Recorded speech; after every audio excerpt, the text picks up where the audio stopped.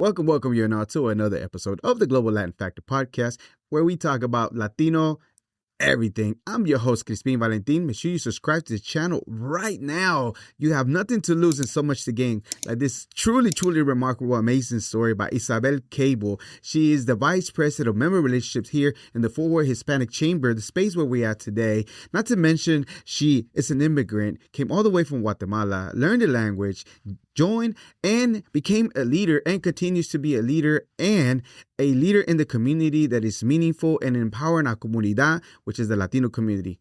And now to the episode.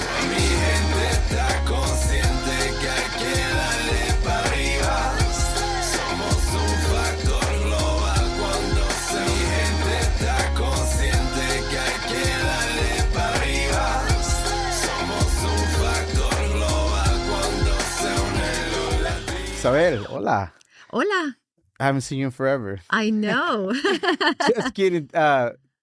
Man, I met you, I think it's almost 2 years ago. Yes. And ever since I've known you, you're just truly a remarkable individual, just getting to know you more of in the chamber. So I love it. I had to have you one of these days, and here we are. So gracias. You know, I can actually tell you when was the first day that we met. It was Accelerate Fort Worth, and it was the first Coffee with the Chamber that I ever attended. And you were with your boss or former boss, Paul. That's how clearly I remember when I met you. Wow. You introduced yourself, you introduced me to your boss, and you said, hey, I want to get connected with the chamber. What can I do in order to be more involved? And that's the day that our relationship started. Amazing. Mm-hmm. Very detailed, because I can remember. I remember the day at Accelerate for Work and how smaller it was compared to these days, which we're going to talk about that a whole lot more. But before we get started, we're going to start with a segment that I like to call Preguntas al Chile. If you have not subscribed to the channel, I don't know what you're waiting for. Do not hesitate. We're doing amazing work here. We're spotlighting some amazing powerful individuals in the community, and the only way to find them is to subscribe and join the community. ¿Estás lista, Isabel? Estoy lista. ¿Tacos o tortas? Tacos. ¿Corn tortilla o flour tortilla? Definitivamente corn tortilla. ¿Arepas o pupusas? Pupusas, 100%. ¿Jarritos? What flavor? I'm sorry, but I have to say barrilitos y apple. Apple. Barrilito de apple. Okay. Barrilitos y apple. ¿Agua de horchata, jamaica o tamarindo? Jamaica.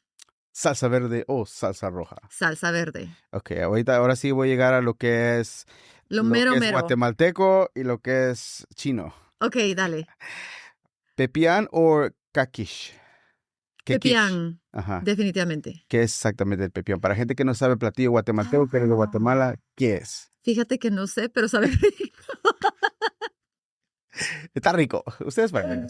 Está rico. Es que la diferencia es que el caquic viene de una región y es picante y es con pavo. Okay. Entonces me gusta más el pepián porque a pesar de que también tiene una salsa hecha de diferentes chiles, no pica y tiene vegetales un poquito diferentes y tiene pollo. Okay. Me encanta porque igualmente como en México, en regiones, el norte o el sur, dentro de diferentes regiones de Guatemala, igualmente los platillos son diferentes. Correcto. Aunque a lo mejor tienen el mismo nombre. Correcto, okay. Correcto. Excelente. Ok, continuamos con Jacob o hilachas. Hilachas, 100%. De hecho, son las favoritas de mi hijo. Ok. ¿Qué son hilachas? Es carne deshebrada de res con papa, ejote y zanahoria. Tradicionalmente, ¿no? Correcto. Y la salsa, en lugar del pepián, la salsa es cafecita, la salsa de las hilachas es rojita. Excelente. Suena delicioso. Ya es hora del lunch ahorita. ¿Fiambre o tamales? Tamales 100%, fiambre, no. Recuérdame una vez al respecto de los tamales guatemaltecos. La diferencia principal es que la hoja no es hoja de corn, sino es hoja de plátano. ¿Sabes que empezamos a hablar en español? We're supposed to do this in English. Yeah, some of y'all know. Okay, so the corn The leaf is banana. Banana leaf Banana instead leaf. of corn leaf. Yes. And to my understanding, a tamal desde Guatemala is a whole lot bigger. Yes, And it can is be- like this size, basically. Okay, so she's holding almost like half of a football size. Pretty much. It's basically half of the tablet. My tablet, which is like a mini one for the iPad. And then to my understanding, you can make it with regular masa corn, or you can make it with rice. Yes, rice. And culturally, making it out of rice is much more difficult than just doing the regular corn. Really? So is it a longer process? It is a longer process. It is a more complex process. Not everybody can do it properly. Oh, wow. Neat. It's kind of like Mexicans, the tamales or the mole. Correct. Like, not everybody can make it. Correct. This is a lot of work. Okay, continuamos con, we continue with chuchitos or paches.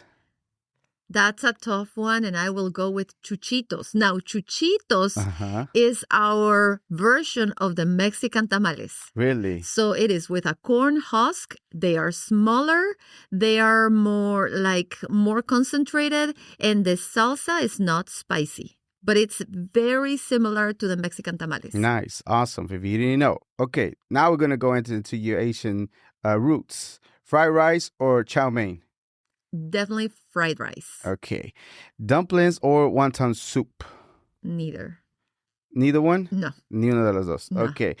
Tell me, I know you grew up in both third generation Chinese, Guatemalan. Is there a particular fusion that your grandma or your mom kind of sort of made that brought both those cultures together in a dish? Great question. Not necessarily on a dish, but it was very common to go and visit my grandma and my grandpa and find the weird dishes. When you're a child, duck is a weird dish. Anything with mushrooms is weird, so those type of things were different, and that's what I grew up, like seeing in the table at my grandma's house. Okay. Without explaining too much, because people are weird about things in general. That was some of the things that you saw in your kitchen based on culturally because they were here, right? Did it make you feel any, I know we'll talk about the bullying here.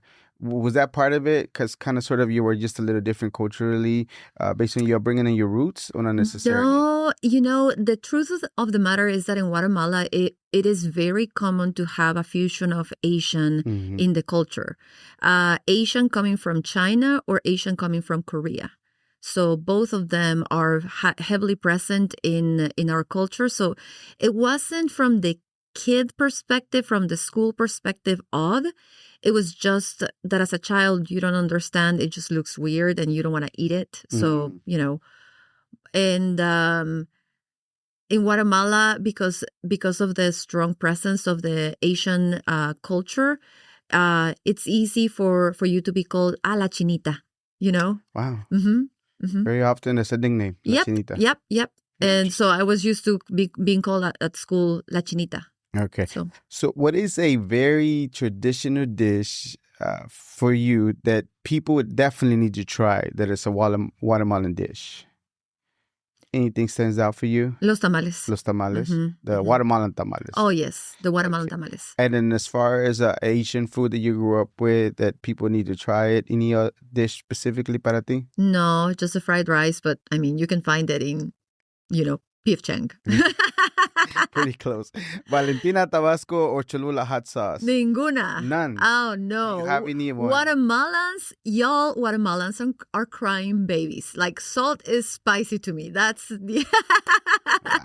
Yeah, we don't do much with, there's people that do like spicy stuff in Guatemala, but really traditionally, none of the dishes are cooked with a heavy presence of spiciness. Us Mexicans have something else. We're built differently when it comes to that. No, we're crying babies. So that's funny.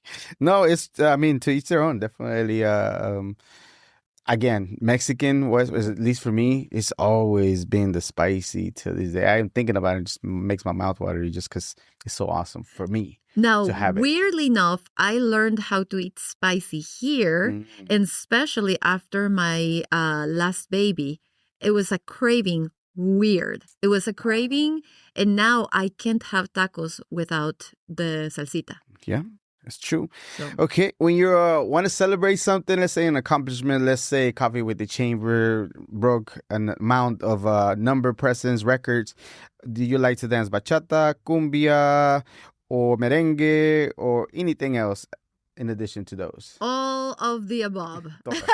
Todas. The same place. Vámonos con Olga Tañón, vámonos con todo. Awesome. Okay, so when you hear the word Latino or Latina, I know we're in the Hispanic Chamber, but in general, when you hear the word Latino, Latina, what is the very first thing that comes to mind for you? The music. The music? Mm-hmm. Okay. And do you consider yourself Latina? Do you care if anybody calls you Latina? Do you prefer from being Guatemalan or for the Guatemala, anything like that for you? No, the term Hispanic or Latino, it really doesn't make a difference for me. It doesn't have an impact.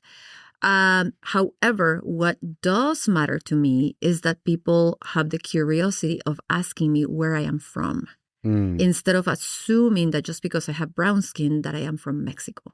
And don't get me wrong, nothing wrong with being Mexican. In fact, most of my best friends, family, like that I consider close family members, are from Mexico. I adore them, but it's just from a respectful side, of things, that don't assume that just because, all of us are brown skin, that, there are no Colombians, there are no people from Venezuela, there are no people from, any of the Central American countries, True that. Yeah, that's very neat because it does happen often out and about in Fort Worth or anywhere in the world, at least in the U.S. for sure. Okay, before we get started with getting to know a little bit of your story, tell us a little bit about where we're at, the space, and if anybody's a member, how can they be able to access this space right here? Great question. So, y'all, this is one of the best resources that we have at the Chamber to offer, and it's one of the ones that is heavily underutilized. So when you think about having a business, marketing is expensive. It's one of the things that will eat your budget first. And it's simply because if you don't promote yourself, if you don't promote the business, then the business is not going to grow, right? So this space is created specifically for that. If you want to do a recording of yourself, if you want to do a podcast, to talk about the different things and your point of view of things and the story behind your business, if you want to do a quick shot for Instagram, social media, this is the space to do that. That includes the use of the cameras, the console, the microphones, the space itself, as long as you want to use it. Awesome. Well, thank you so much for having us today. Usually we're in our studio, but, we happen to be a Coffee with the Chamber, and I'm like, let's just set something up here. We haven't done what we talked about it. Yeah. So I think I recorded a little video almost a year ago. I'm like, it's been that long since we actually utilize the space. So thank you. Okay, so let's get to know you as far as a little bit of your story. Of course, we're going to have a limited time, so I can't get to know everything about you because I know your story is magnificent. But let's take it back all the way to growing up in Guatemala. ¿Qué área específicamente? What area? The city. The city, Guatemala City, right? Correct. So when you're there, it's not a smaller town, it's a bigger city, and you have like barrios or neighborhoods. Exactly. What do you call them over there when you're growing up?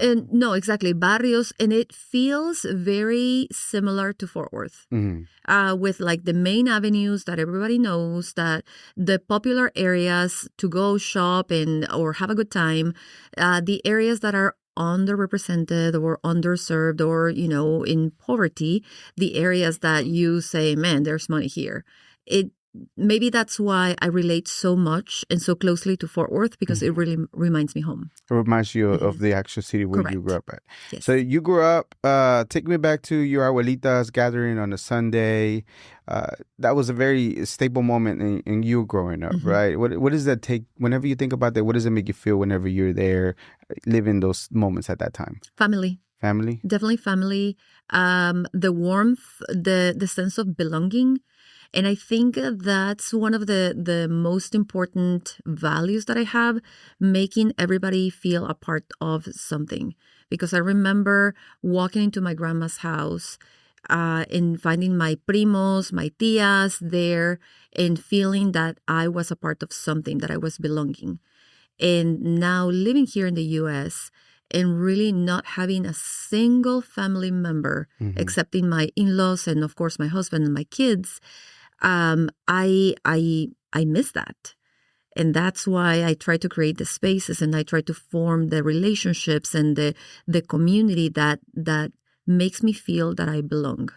When did you started to having those kinds of thoughts that was happening as far as you belonging to something compared to not and being away from it? Did you ever remember like, oh my goodness, this is family, this is a community?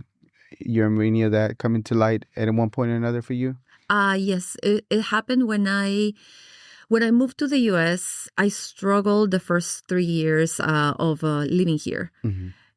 Because here's the truth. When you are in it, when you are having it, you don't miss it because you do not know. Exactly. You do not know what is not to have it. But once all of a sudden you are removed from that environment and you are brought into something where you don't have those close connections, you begin to miss it and you begin to value it and you begin to see it in a different light. What was it, that made it so special? What was it, that made me feel that I was feeling at home? And again, it was that sense of belonging. Yeah, absolutely. Okay, so as far as a person in Guatemala City, going to school as a kid, how does that look to you? Do you go to school in the morning, afternoon? And then after that, what happens? Do you like play? Do you get to go to a particular spot? Do you like to hang out? How did that go for you? That's so interesting. Yes, going to school, it was in the morning, the regular routine of leaving home. My mom used to take us to school, me and my brother, and then we would just come back home, do homework. I was never the popular girl, if that makes sense. I was always feeling that I was different. And so I never had a lot of friends, a lot of like close friends. Not until I was probably like 14 or 15 years that I started having like a best friend. So I would not necessarily go out and hang out with friends or anything like that. I would just stay home most of the time. I felt like I was always different. Yeah. There's a particular thing that happened to you. I don't know from what year to what year that kids, kids being kids, they don't know any better, but a lot of the times they could be mean or they could say things that are kind of hurtful because, they don't know any better. It happened to me when I got to the U.S. at 11 and trying to learn English, and the same Mexicans or any other ones were like the ones that were making fun of you because you didn't know the language compared to everybody else that was trying to be helpful. It's sad, but it happens. With you, it was a little bit of a bullying, and I don't know if they were even saying words to you because you were fairly slim.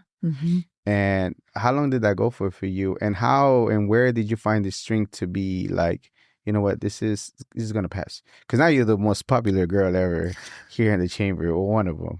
But how did that go for you? Was that part? As far as the bullying part, dealing with it, and just keeping moving forward. And the most important lesson you learn from it. Stay with us. We'll be right back. If you're a pet owner who wants real talk on training, behavior, and everyday life with animals, check out the Fresh Patch Podcast. Hosted by Drew and Gabe, we cover the wins, the challenges, and everything in between. So wherever you listen, search the Fresh Patch Podcast, where good pets get it.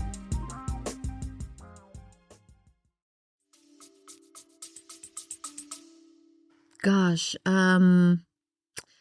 so growing up was really tough for me because even though my family had means, like my family meaning my mom and my dad had baggage of not having a stable home and being homeless often. So when he marries my mom, the first thing that he does is he buys his first home. But you got to understand context. For him, having a roof on his shoulders was the most important thing.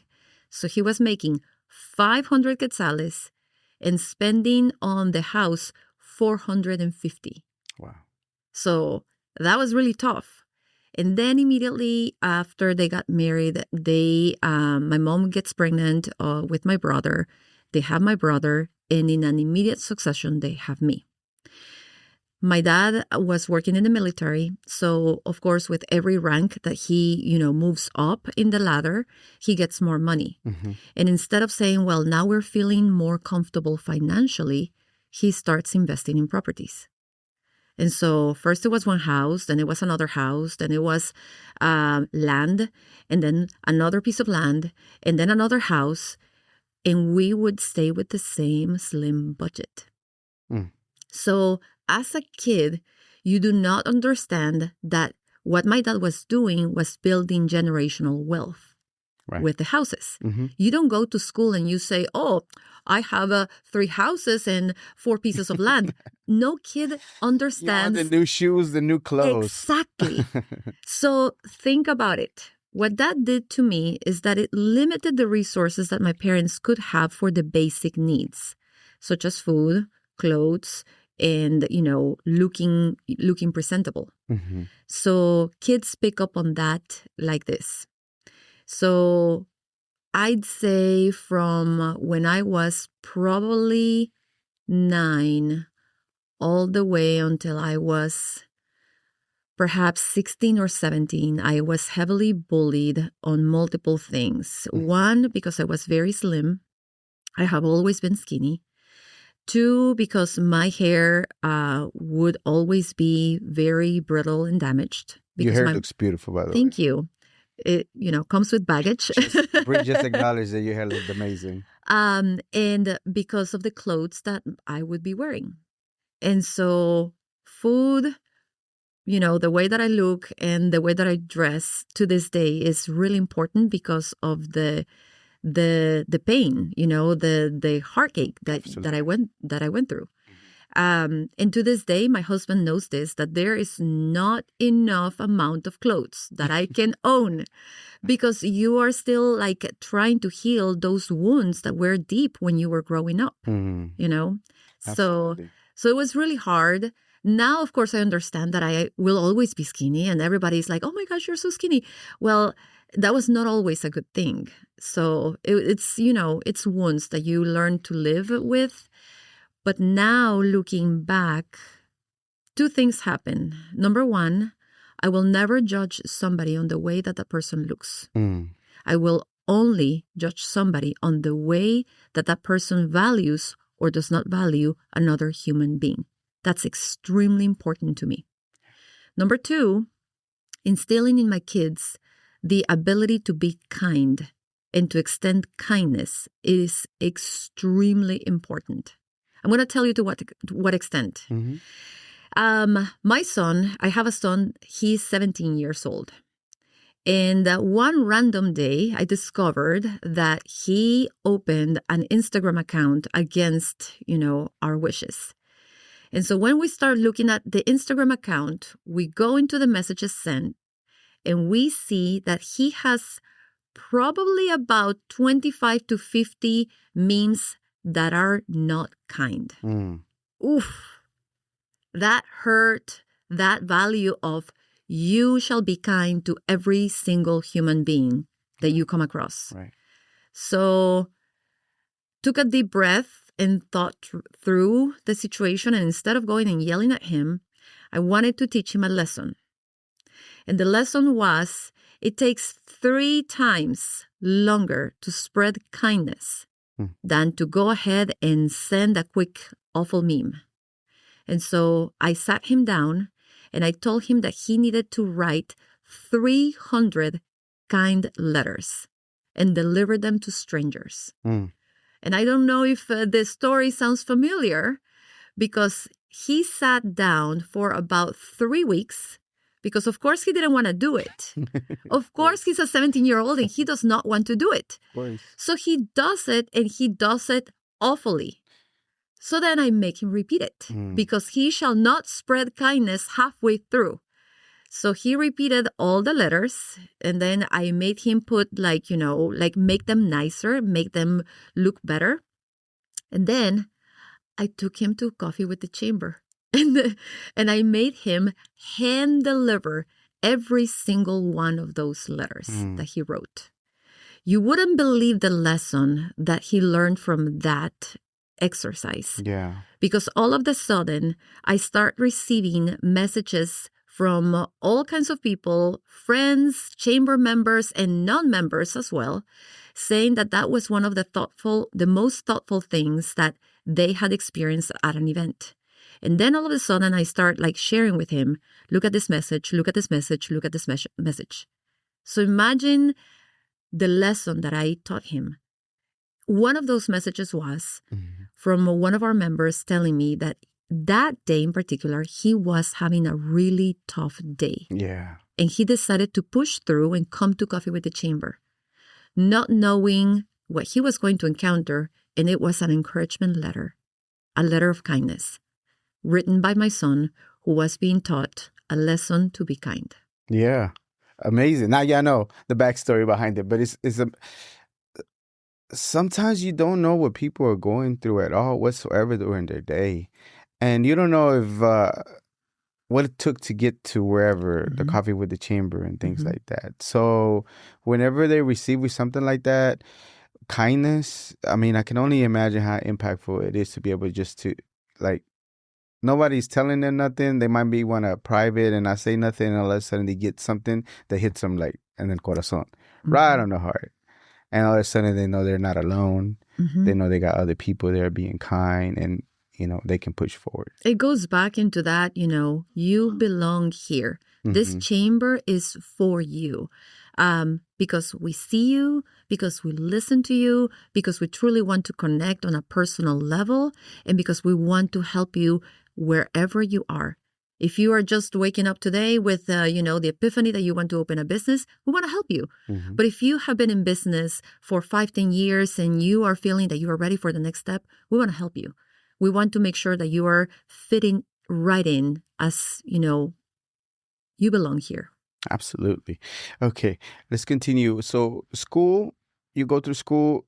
I don't know if there's college at Guatemala is where you actually attended to, right? Correct. And your studies were? In hospitality. Hospitality. Okay. Is that because that's what the line of business is represented in Guatemala, or what was your idea of what did you want to go? Yes and no. I remember the conversation with one, the cousin of a cousin of a cousin of a cousin. And she was talking about being a receptionist at a hotel and what she had to do. And I just started envisioning, and I was like, man, that sounds so cool. Like being a receptionist, in the reception and at this like fancy hotel. That sounds like really cool. And so from that moment, I got the seed planted that I wanted to be in the hospitality world.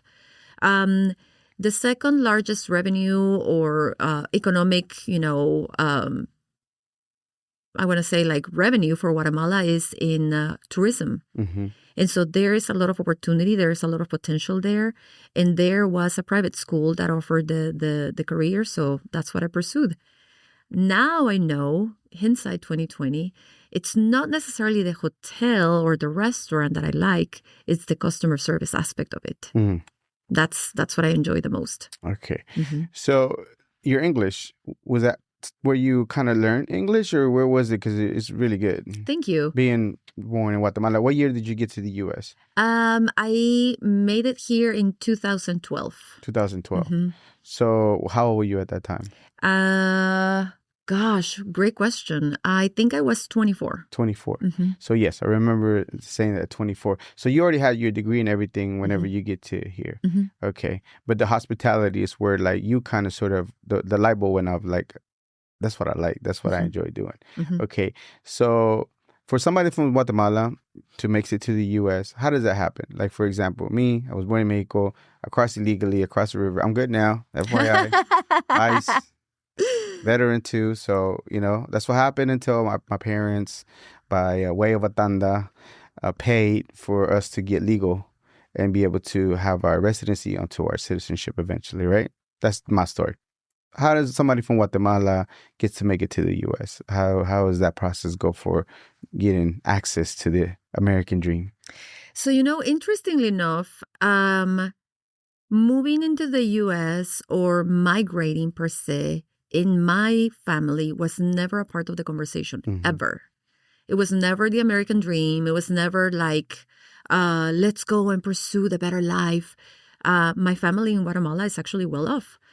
And so it was never part of any of the talks that we would have.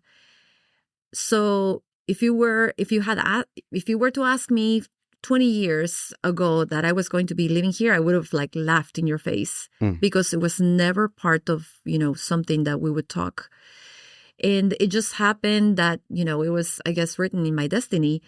As part of my major, I had to do 600 hours of an internship. And one random day, I just got the epiphany in my head. What if I were to do the 600 hours of an internship at Disney World? Like, man, that would be so cool, right? Right.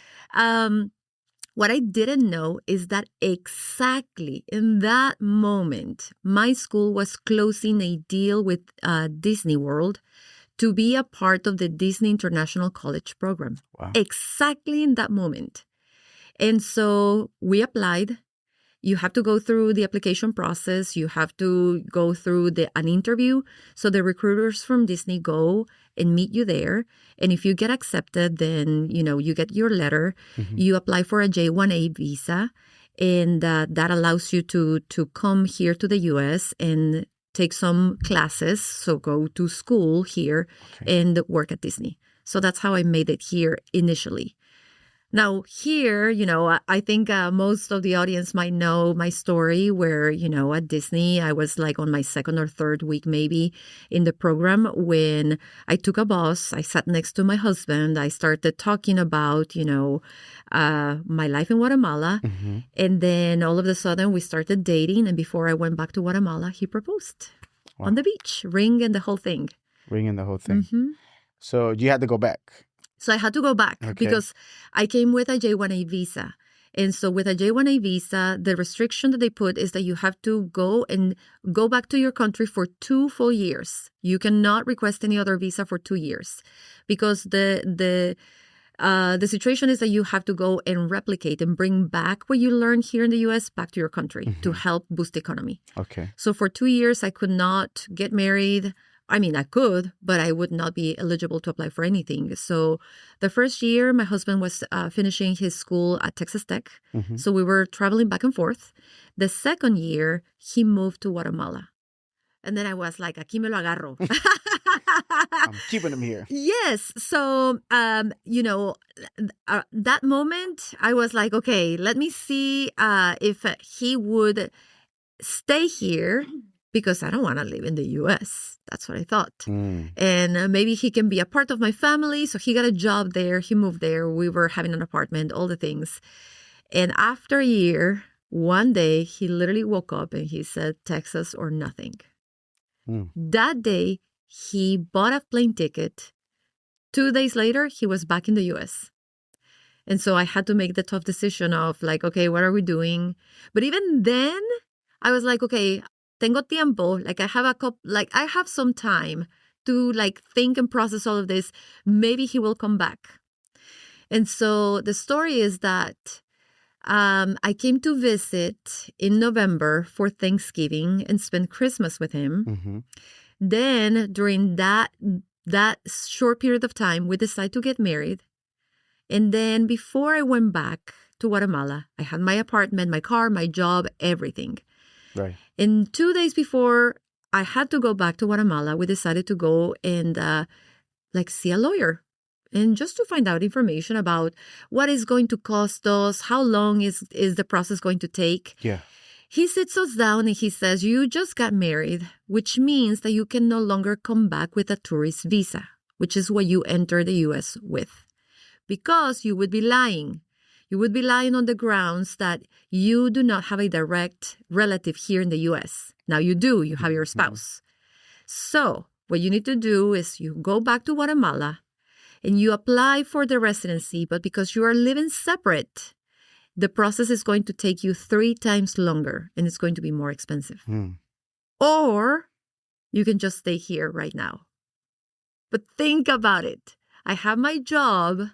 I have my apartment, I have my life, and I never said goodbye to my family. And so we made the tough call and decided to stay. When you're going through the processing that, as far as not going back, properly saying goodbye like we love to do, because sometimes it takes us 2 hours to say goodbye. How does that feel for you? Oh my gosh, it's so tough.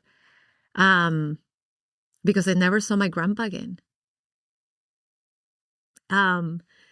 So we started the process of applying for the residency. And while you are in that process, until you get your documents back, you cannot leave the country. Right. And he passed away. I'm very sorry for your loss. He passed away exactly during that time. And I never saw him again. Right. He's my Chinese grandpa, and he's that like the core of the family. And all of a sudden he gets, really sick. And 3 days later, he passes away. And it was really, really hard. But those are the things that as an immigrant, you don't get the choice, you don't get the chance, you don't get the opportunity to be there with your family when those tough moments happen, You get disconnected from the family. And little by little, I talk to my mom about this often, and with my sister. And I have to be really careful. Sometimes something is happening with my family and I just simply feel disengaged. I don't engage in the same way, or I'm like, oh yeah, that's happening.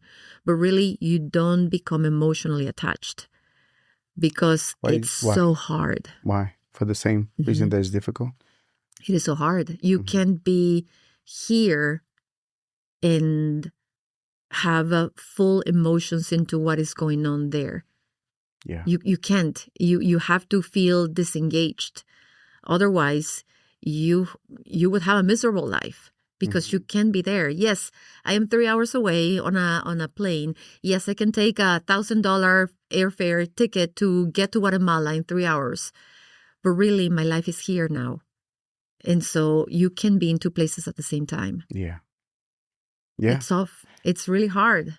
And there's a lot of immigrant stories, the same thing that, their loved ones, even though things are going on over there, what much can you do? Maybe financially support, but that's like really much. There's really not much more you can do. Especially you can't even come back either. And here is the truth. It's not that you want to be heartless. It's not that you don't have feelings and emotions for your loved ones where they are. It's that emotionally you cannot live, with that. It's so hard to live. I mean, literally, I was getting into tears just thinking about that.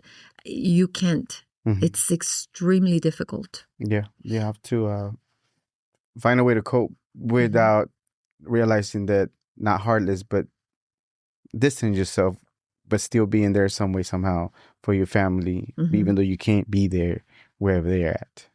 So, yeah, I can see it. I mean, yeah, a lot of immigrants and a lot of us go through the same thing. And imagine, I have the luxury of saying, oh, I buy a flight ticket and I go. What happens to those Hispanics, wherever they are from, that cannot go and visit? Yeah. That must be extremely hard. It's extremely difficult. And a lot of those things don't get brought up whenever there's an issue about resolving immigration, of the human element of those things that people get to go through, losing loved ones, and they can't go bury them. They never get to see them again. They're not going to see them again. They can't bury them at all because they're not able to leave. So thank you for sharing that. I appreciate it so much. Okay, so now you're here in the U.S., 24. You decide to stay. Are you able to work? You're not able to work? So we applied for the visa, or the residency. It is extremely expensive. Y'all, whoever says that the process is like a breeze, you do not know what you're talking about. It is very expensive, considering that you are not working and producing money. But all of a sudden, you have to pay all of these fees. If you hire a lawyer, it is very expensive. If you pay the government fees, it is even more expensive. So all of a sudden, my husband and I had to front, I think, like $9,000 in between lawyer fees, my residency fee, and my son's fee. Because by this point in time, David is here, he's 4.5, and, it's 2 people applying. Also, what people don't talk about is that you need a sponsor. It's not just like, oh, let's go ahead and apply. No. You need a sponsor. A sponsor that if in the process that you are a temporary or permanent resident, you go to the government to request assistance, the government is going to tell you, yes, I'm going to give you the assistance, and turn around and go to your sponsor and charge your sponsor for that assistance. So whoever thinks that we just come here and take, that's not the case. My father-in-law had to turn in papers this thick, showing over and over and over that he had the financial capacity to support us. Shall we have to, need financial assistance? But what do you mean, Isabel? They got to do it the right way. It's not that hard. Nobody talks about that sponsor. Right. And it's, right. It's frustrating because we have to jump all these hoops and loops financially, emotionally. It is hard. And all we want is to contribute to the society. All we want is to be useful. All we want is to have that sense of belonging here and to be embraced by this country. We just want an opportunity. Absolutely. So finally, the residency does come through. You get it? Yes. And then you start working at the call center, or is it a different place? I started working at El Rio Grande, which is Mexican grocery store. Grocery store. I worked for about 8 months at the corporate office in Dallas, and kind family, very, very kind family, but I didn't have any benefits. And with kids, you need to have benefits. I did not have vacations. I did not have insurance. I did not have anything other than, my day-to-day. And again, don't get me wrong, very kind family. To this day, I am so grateful because they gave me my first shot. Y'all, if you are coming in here with experience from your countries, in whatever country in Latin America, with your degree, you come in here thinking, man, I'm so valuable to the society. And you are so wrong because you don't have a network, a referral, studies that can be, verified here in the U.S. or a job that can be verified here in the U.S. So you could be a doctor, but you're starting from zero. You're starting from zero, to the point that I literally started from zero, taking the first job that could give me an opportunity to start generating income. So I took the job. I was making $12 an hour. Wow.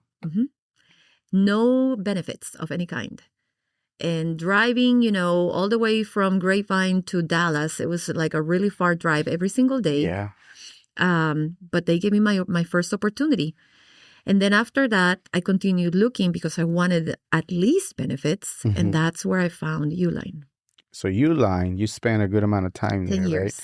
Right? At that time, are you already kind of sort of thinking about leadership at that moment, or you are? Where does that spawn from? Where does that come from as far as going into a new job and then that you want to get into the leadership roles? So I was already in a leadership role in Guatemala. I was already managing the customer service department for an institution. Interestingly enough, it's a nonprofit organization that does exactly the same thing that we do at the chamber, just backwards. It is bringing the American culture into Guatemala. And now I bring the Hispanic culture into the U.S.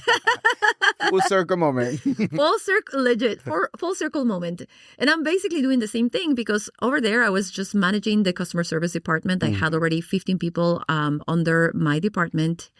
And so I knew that I wanted to be in leadership.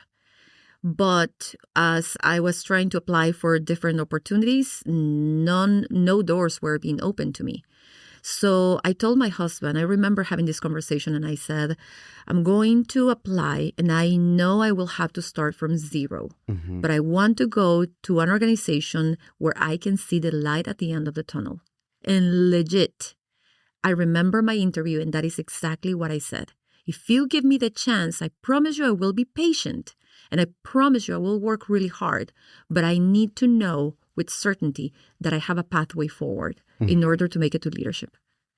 And so I remember like going to that interview, and two things I went back home and I told my husband. Two things I said.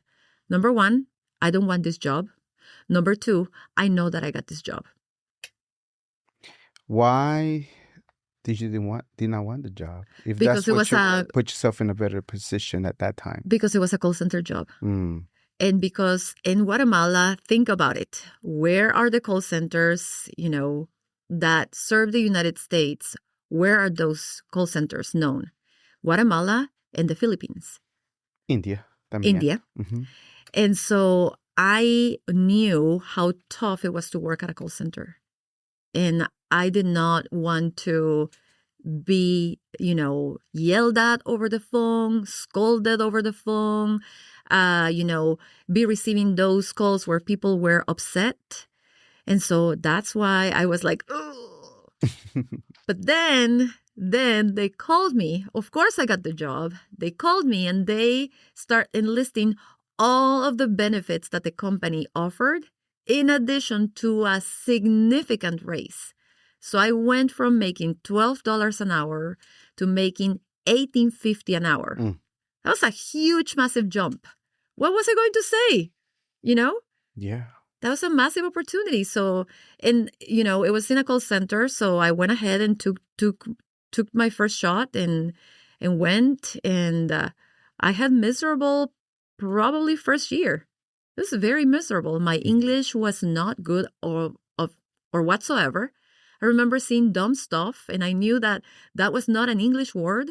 And just like peeking over my cubicle and seeing if my boss was there, listening to the nonsense that I was saying on the phone. I want to give you an example. That's hilarious. Okay. I used to say, so there was a pickup location and we were doing a change in the pickup location. Okay. And I was trying to say over and over that we were closing or restricting the pickup because the areas were congestionated. I said that at least 200 times until somebody had mercy of me and said, honey, you say congested. It's not congestionated. Were you grateful for that person that kind of sort of like helped you Yeah, out? of course. I felt like absolutely embarrassed. On top of that, I learned that English is spoken in different paces and in different styles depending on who you're speaking with. Yeah. Your talk with a Southern person is not the same with your talk with somebody from California or with somebody from New York. Yeah. So it is very, very different. But man, that year I grew. It stretched me. It challenged me. But what I learned the most and what I fell in love with on that first year is that we were empowered. Mm. I was empowered to solve problems. Right then and there, I did not need to escalate any calls. I could go ahead and find a solution for whatever situation right then and there. It's your Latino background, being Latino in general, that we have that mindset, that wiring that's different from everybody else. Yeah. Yeah. And so that it's on its own helped me to de-escalate phone calls, helped me to find solutions instead of trying to push the call from one department to another department to another department. But it also gave me that bedside manner into how to de-escalate and how to have sound conversations. Mm-hmm. But it also gave me the experience of really understanding what are the challenges of a corporate member or of a small business owner that is just getting started. Not knowing that experience was going to help me as I now navigate conversations with all kinds of members from corporate level all the way to somebody that is just starting a business today. When did they see that you were somebody that wanted to strive more and put you in a leadership position? Do you remember? Did you see a posting and apply for it? I think they saw it fairly quick because I was very stubborn. No. Really? Yeah. They saw it fairly quickly because I would be the person that would be taking notes constantly all the time, that I was coming in early. I was the first one there. I was the last one there. Mm-hmm. And that was from day one in training. I was the one who would be asking, can I take my manual home to study? And they would say no. And I was like, oh, I can take it. Okay. it's not a problem. I can go ahead and write the same thing all the way in my notebook, and I will take my notebook home. So I did. And so I would be taking, like basically copying and copying manually, like on my notebook, and taking my notes and going home and studying the website and like reading product descriptions and like really trying to understand, calling literally the call center from my own house just to see how somebody else would be picking up my phone calls and asking them questions about the products. Okay, somebody will call you crazy. Another person would say that you were very thorough as far as understanding the product itself, to have the confidence to be able to talk to somebody else about it and know they can hear that you know what you're talking about. When I joined the call center, we had 52 representatives. From the 52 representatives, I was the only one that was an immigrant. That was tough. Yeah. That was really hard because I was not able to find somebody that could understand me, where I was coming from. That for lunch, I was bringing frijoles. I was bringing lunch. I was not going out to eat. From everybody that was talking about graduating from college, from TCU and the sororities, I did not understand that because that's not my background. I came from Guatemala. I did schooling in Guatemala. Even though you have a degree over there. And so I felt always different. And here's what I usually tell about my story. During the time, I remember seeing everybody being different and feeling like they were steak and I was just rice and beans. And feeling like I wanted so badly to be steak because steak was, fitting in. But then, as I progressed my career, I realized that the rice and beans have the flavor that everybody was needing. They just did not know that they needed it. If you're vegan, you know, and you understand your passion for one. You can't wait to get some rice and beans instead of the other things. So exactly. To certain people, you're like exactly what they needed, not the other. You're the most delicate thing ever compared to other stuff. And so it taught me that I did not need to be like everybody else. I just needed to embrace who I was because there was something special within me that was important for somebody else. Who was pushing you to get to that level? Because there's one thing about just thinking about it, and then one thing of personal development to start listening to things to kind of sort of start turning your gears to be able to see like, I'm more than this. I gotta embrace myself, but there's more here. Where did that come from? First, it come from feeling that there was something there that I feeling the need, feeling the gap. In order for you to be ready to receive, you have to understand that there is a gap. If you feel like your cup is full, you will never be able to really take in lessons. So understanding and feeling the need, and then raising the hand and being humble and vulnerable enough to ask for help. And the help can be in the form of mentors. The help can be in the form of asking questions and being curious. And so I remember my favorite leader to this day is, somebody that groomed me, somebody who saw me and believed in me so early on in my career when I was just a representative and saw the potential in me. He's currently one of the senior managers in Mexico. And he saw me. What is their name? His name is Pablo Flores Vasquez. Pablo Vasquez saw you even as a rep and told you something specifically. What did he tell you? He sat with me and we were doing a side-by-side where he was listening to my phone calls. And then he told me, you need to have confidence in yourself. You need to believe in yourself. You're very insecure and you need to grow confidence. And I was like, what do you mean? If I am good as I am, unconfident. But truly, that was a massive lesson because as immigrants, we put all of these roadblocks in front of us. This is not my country. This is not my language. I look different. I don't sound the same. I have a heavy accent. You are the one who is putting all of those things in front of you. And those become roadblocks. And he was seeing that, and what he was telling me was, get over yourself. Get over all of that, because until you are not able to do that, you are not going to be able to put your giftedness at the disposition and at the service of people that need you. When did the breakthrough come for you? Because at one time you kind of sort of see that you're there. You kind of sort of like, not the confidence, and all of a sudden now you clicking, you going, you shooting in all gears, you're rolling. Okay, so here goes the story. Are you ready? Yeah. So 2014, I start the U-Line. 2015, I say, I got this. I'm ready for leadership. I know the product. I know the job. And I apply. And 10 other people apply.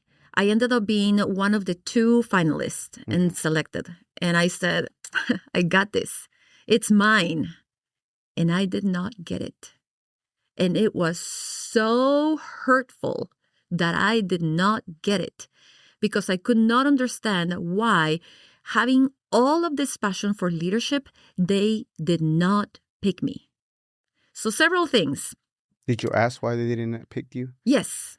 And they said it's because I wasn't adaptive enough, which I was like, oh, what do you mean? Okay. I want to help people. I sense a little bit of ego during that time for you, that you feel like you got it, but you have to be humble to be able to grow. Exactly.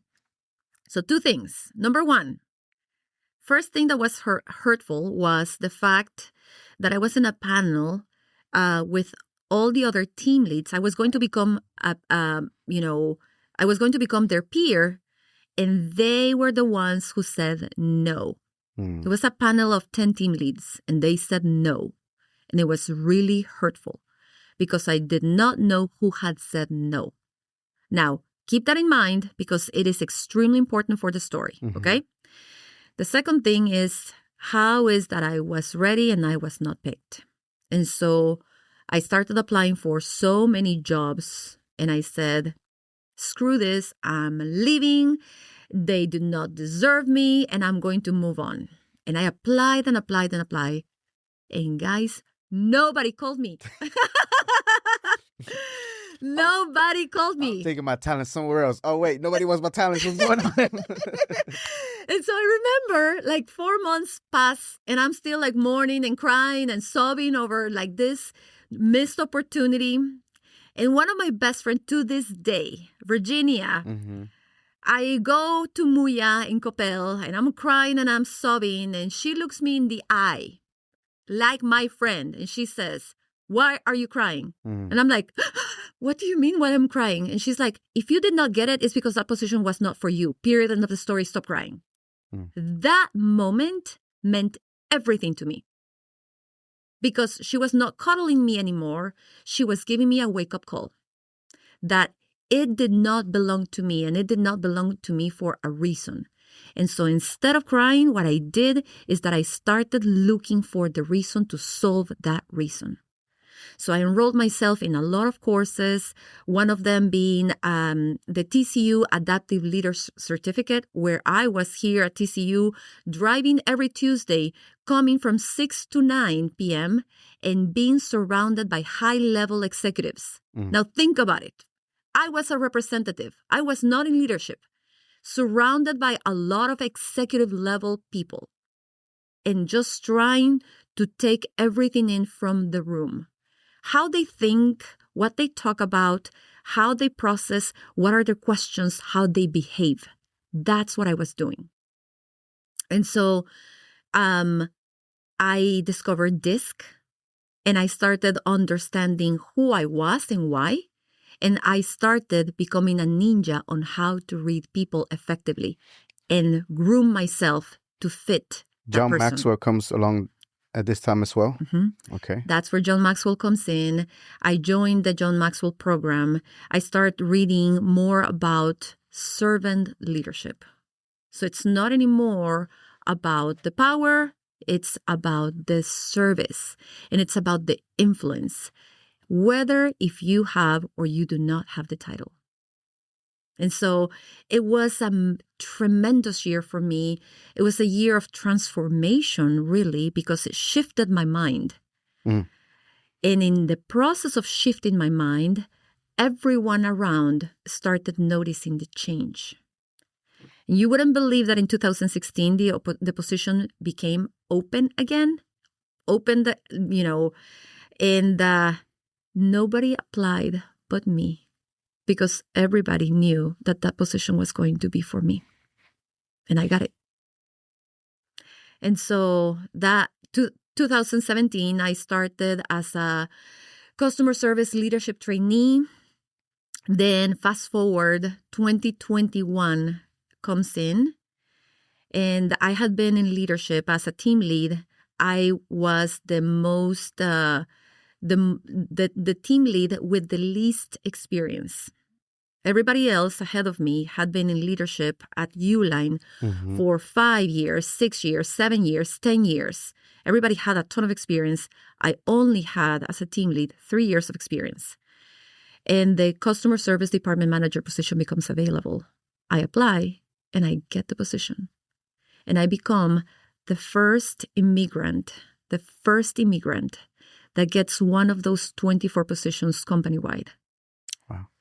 What you wouldn't believe is that I became the boss of those people that one day in that room said no to me. But you know what the coolest part is? That during those 3 years, I humbled myself to learn from them. So by the time that I became their leader, they respected me. And I had influence. And they followed me. Not because I was telling them to follow me, but because they believed in me. Yeah, there will be more challenging if there was friction in there to be able to move the team forward. You wouldn't be able to do that at that time. Okay, appreciate the story. Thank you so much. Sorry. The chamber opportunity. You're doing great for yourself. Seems like you're in a good trajectory to probably just continue to move forward. Where does the Hispanic Chamber come in your radar as far as even a position or coming? You're talking about, 50 years plus of the institution being here. Who tells you about the chamber, and why would you want to see an opportunity about coming in on board? So that's a great question. So I started getting the itch of something different, something new after being for 10 years in the same organization. And so one night I remember surfing on LinkedIn, which by the way had 10 followers. So I had no network or whatsoever. And I had been for 10 years stuck in the same company. So no network, no notion of Fort Worth. But all of a sudden, I see the opportunity of Director of Member Relations at the Fort Worth Hispanic Chamber of Commerce. I go in and read the job description, and I immediately sent it to my best friend and texted him and said, if I were to get this position, it would be so good for the soul. I apply, and then a couple of days later, I hear about an interview. I get Annette on the phone, and then she interviews me. And I feel like we have a good connection. Then a couple of weeks later, she calls me for an in-person interview. I come into the office. I interview with her. I have a great conversation. And then I ask her, knowing what you know about me and about, my conversation and my experience, what is the one thing that you think that I am going to struggle with? And she says, you're not from Fort Worth. And you don't have a network.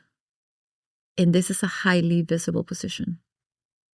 And to this day, I am incredibly grateful to Annette Landeros for believing that somebody that did not have a network, think about it, 10 followers on LinkedIn. Those 10 followers on LinkedIn were from my company. They're all from the same place. Yeah. And I did not know nothing about Fort Worth because I have lived in the mid-cities my entire time in the U.S. And somehow she saw potential in me. And she thought that I could do a good job for the chamber. Did she ever tell you what she saw in you to be able to bring you on board? Yes, sort of. She saw the customer service aspect. She saw sales experience, but she saw hunger. Because let me tell you, my interview came in, and then I knew that I wanted the job. This one I did want. And so I called and I called and I called and I called and I called and I called Terca. every single day. I Terca. called Just Annette. a little bit, Terca. Yes. Just a little bit. I pursued it. And she Persistent. yes. Not Terca, persistent. Determined. Determined. And so she said, if this chick is going to pursue and do sales like she's pursuing me right now, I am hiring the right person. Mm. And so, I got an offer and I accepted. How does it feel for you? Even this is something you wanted. This is something that you kind of like the management, that broke your heart a little bit, came through, you grew into it. All this entire time you're going through, you're going into preparation mode for the role you're about to take that you want. How does it feel when you get it? It just felt like the perfect fit from the get-go. Mm-hmm. It just felt like purposeful. Just felt like mission oriented.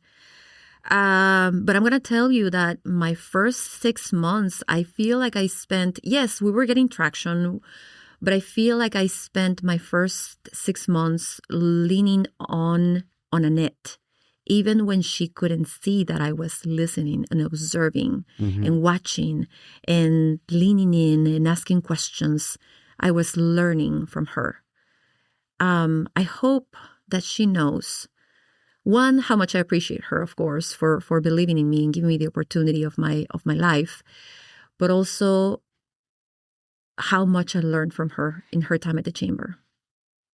She really poured so much on the development of who I became as I represent the chamber and the brand and the reputation, and as I talk with members and as I have the empathy to have conversations in the community. And sometimes those conversations are hard, and sometimes it's great, because they're sharing good news for you. But how you maneuver challenging conversations whenever they come to you and it's really difficult, and how do you maneuver those? By listening and seeking to understand before I am able to express understanding.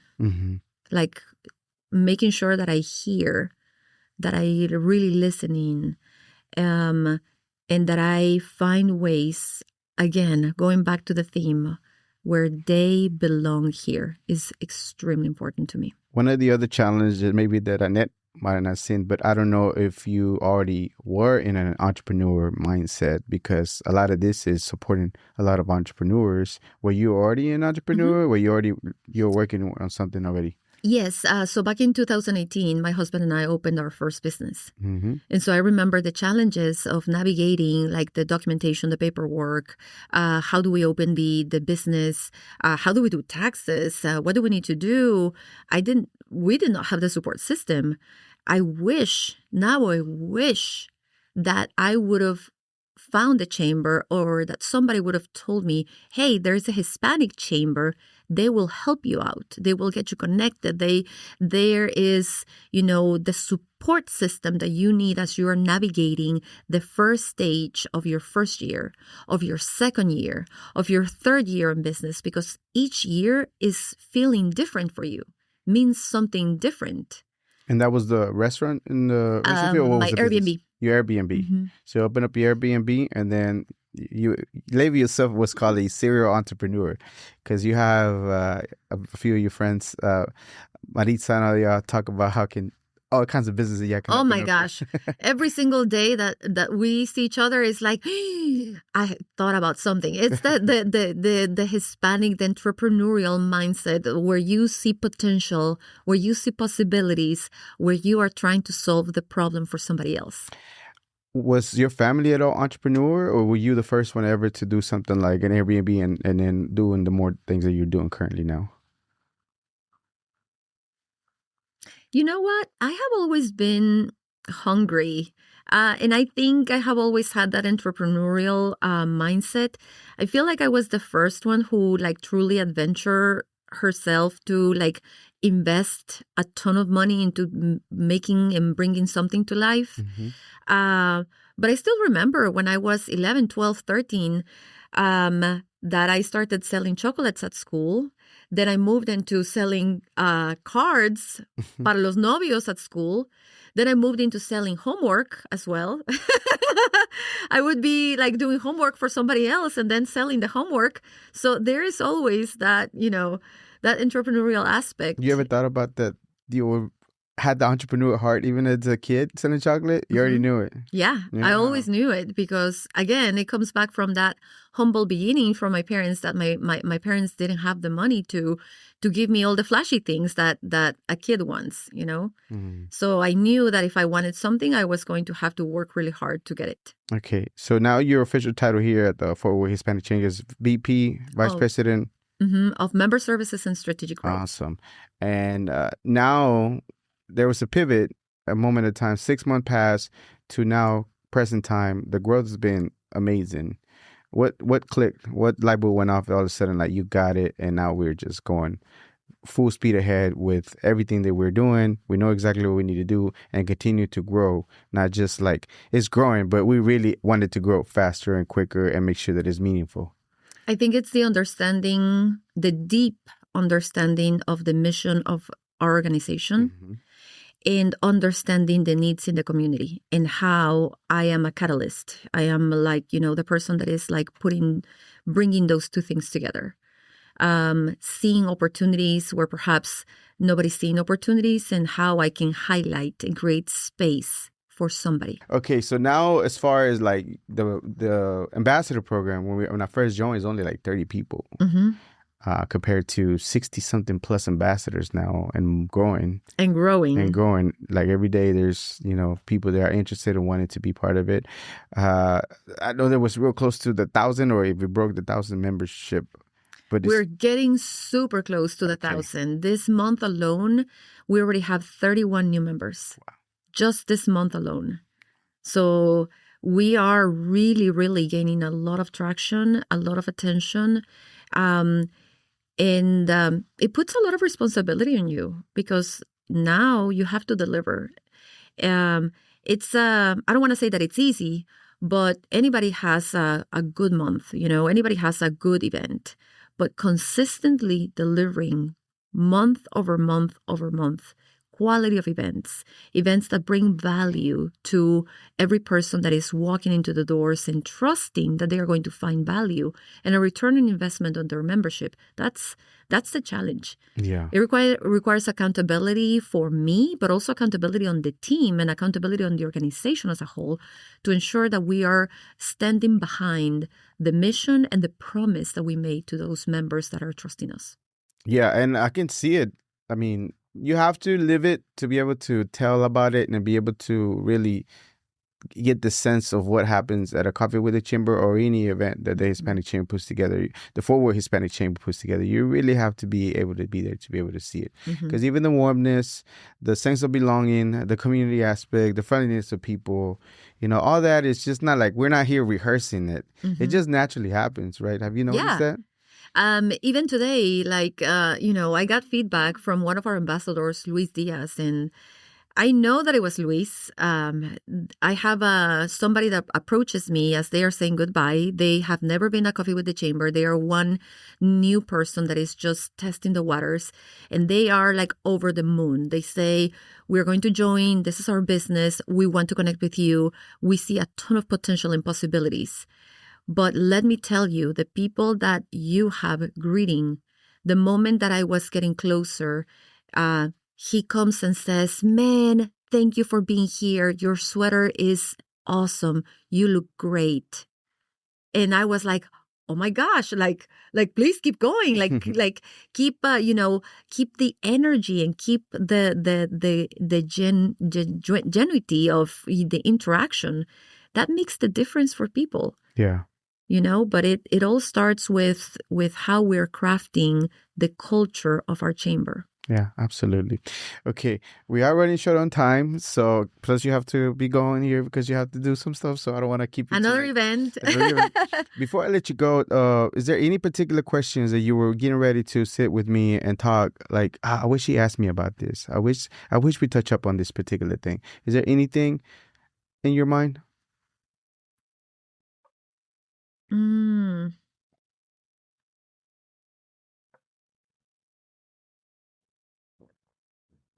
I think the $1 million question that I get often asked Mhm. is, how do I do it all?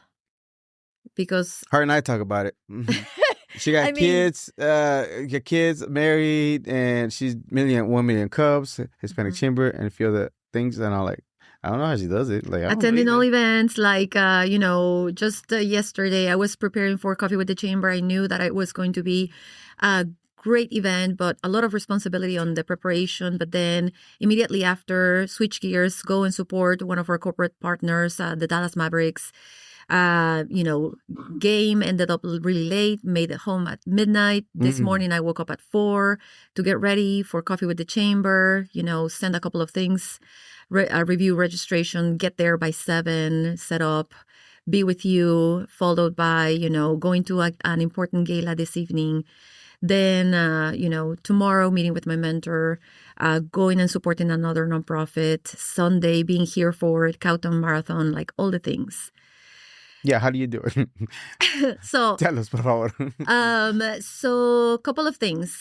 Having a support system is extremely important. And I am incredibly grateful to my husband for understanding what is important to me and for supporting that. I am very grateful because when I am not present at home, he makes sure that he's double present for the kids.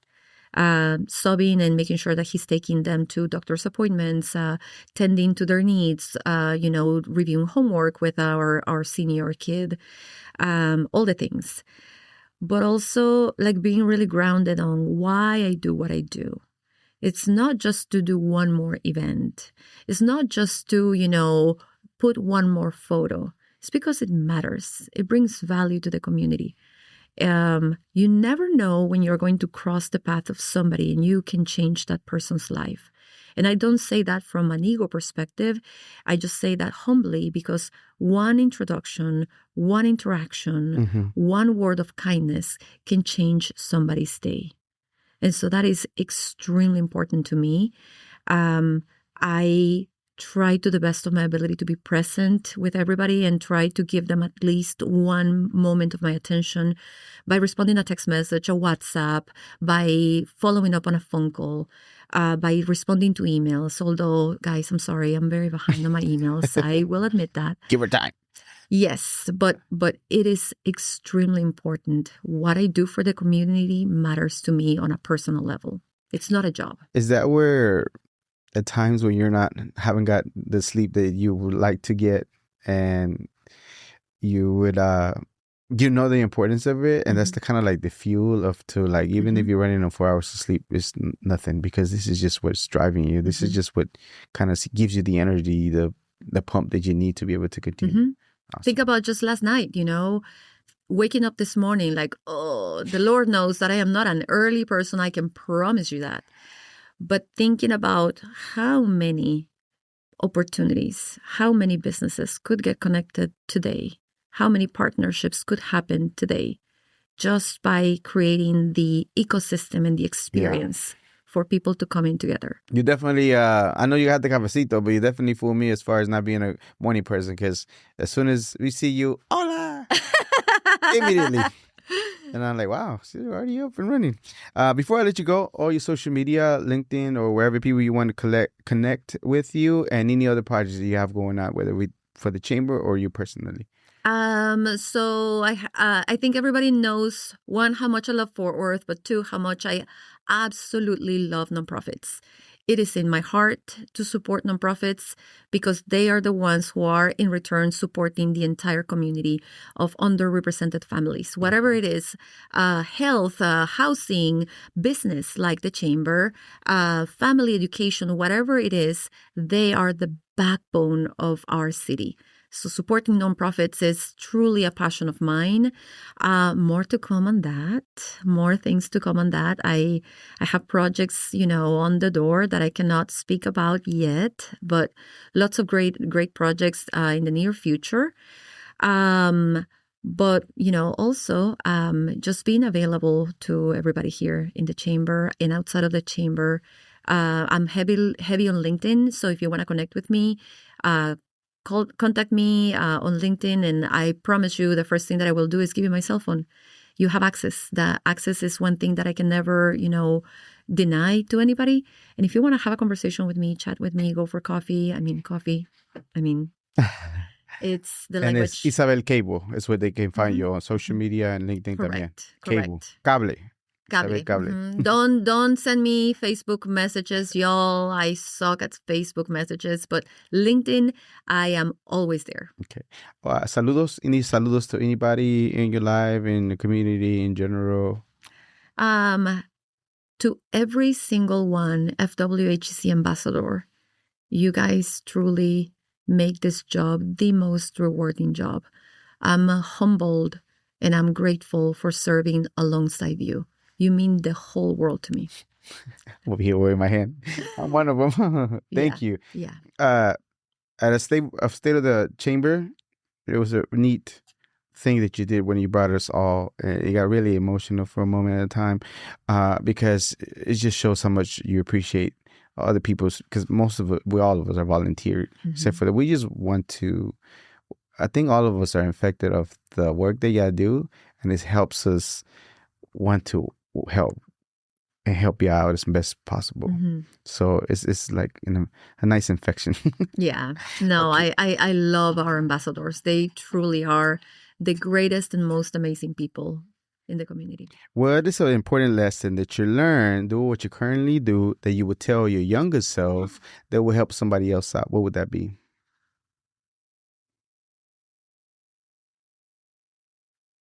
Don't be afraid of being rice and beans. Yeah. People will love you for being rice and beans. Especially vegans. Best, just focus on your flavor and then enhance the flavor. Especially vegans. Usually throughout my day, sometime during my week, month, I say something along those lines that I heard a long time ago, but I liked it. I'm not immortal. I am mortal. And I will die one day. Not to scare me, terrorize me, anything like that, or bring anything upon me, but it's just a reality of life. We're not here forever. With that, I wish you a very long, prosperous life. After everything's said and done, what do you want people to think and feel about your life? That it meant something to somebody. That because one interaction, they were able to change the course of something that was happening in their life. That I left something in their hearts that inspired them to do something different in a good way. You think what currently you're doing is somewhat of your calling? Yeah, it's definitely very purposeful. And again, I'm grateful to the Fort Worth Hispanic Chamber of Commerce for giving me this opportunity for being able to perform this role. It is an honor to serve as the Vice President of Member Services and Strategic Growth at the Chamber at this time, during this period in our society. It is a tremendous honor. Yeah, I mean, I can't see anybody else doing that. Of course, eventually, things have to move on, but you're an amazing representation as far as the first. It's neat to be able to know that you remember the specific moment that we connected, and I was willing to just trying to do my part, and I kind of sort of figure out the reason why I do the things that I do. Just learning about myself more as to why I'm so heavily involved and why I want to be able to do this with no expectation of anything whatsoever, except for making sure that the community is taken care of, that our people are moving forward and doing whatever it is that they're doing, because it's very essential that some people don't realize how essential it is to be able to have that support for business entrepreneurs, that they have a dream. At one time, you had there's this little girl that had it could be neat to be a receptionist. And that was your limitation of your dreams to now the things that you do. It's just remarkable as far as what you do now. You know what I mean? Yeah. It's just that. And the thing that you continuously just keep growing. And I know we didn't touch up on it. And I'm truly sorry for your loss of your father. I know he was fairly young. I know he worked a lot. And I'm not trying to speak with him, but if I had a daughter that did the things that you do with the passion that you do, I would highly be super, super, super proud of you of the things that you do. And no doubt that he's looking and seeing the work that you are doing consistently with the purest of intentions of your heart. And continue to move our community forward. So I highly appreciate you. Thank you. Thank you, Crispin. It means the whole world to me. I think about him often. I really think about him often, and the legacy that he left, and the work ethic that he instilled in me, so early on. So yeah, it's very meaningful. By the way, I took the same thing. I own homes. So I have 3 houses. I inherited that from him. And, I from my siblings, I think I'm the one that resembles the most of him. And to all the kids back in the days, but she's the most popular person pretty much in Fort Worth, just about. I know every single one. Everybody in the Fort Worth Hispanic Chamber, don't get hurt, but all of them are super very popular in regards to people wanting to talk to you, having to be near you, want to be close to you because they just feel the sense of something special, and then it's contagious, and they want to just do great things for other people. So it's a feeling. I can't really describe it. I don't know how to articulate the wording, but I can sense the feeling and the emotion anytime it happens. So all of y'all. Oh, and thank you. She's very popular, by the way, here in the Fort Worth area, in a very short amount of time as well. So gracias. You are so welcome. This was another episode of the Global Latin Factor podcast. Remember to subscribe right now. Once again, you have amazing stories that you can tap in, learn today, grow as a person, get involved with the community as well. Join the community of the Global Latin Factor podcast. And remember, we are just like you. We are humans. We are people. We are the spice and flavor in this melting pot that it is the world. Till next time.